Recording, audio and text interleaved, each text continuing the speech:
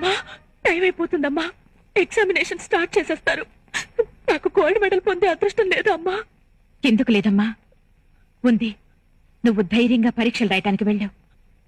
మరి నాన్న ఏం చేస్తాడు? చంపుతాడా? చంపని.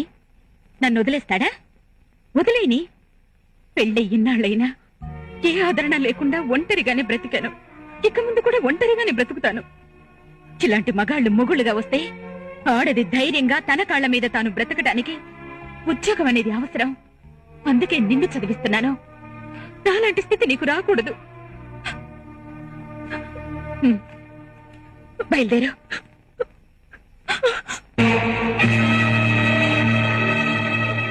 నేను మోనార్క్ని. నన్నెవ్వరూ మోసం చేయలేరు. వీధి చివరకు వెళ్లి చూశాను, వాళ్ళెవరు లేరు. నేనే కాలేజీకి తీసుకెళ్లి నేను వదులుతాను. పదా.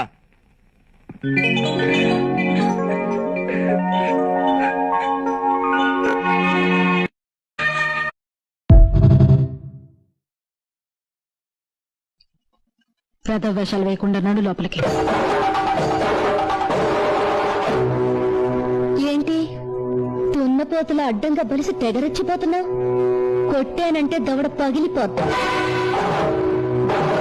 నీ కొడుకులాగా నన్ను గుప్పెట్లో పెట్టుకుందాం అనుకున్నావా? చెయ్యి నొరికి చేతిలో పెడతాను.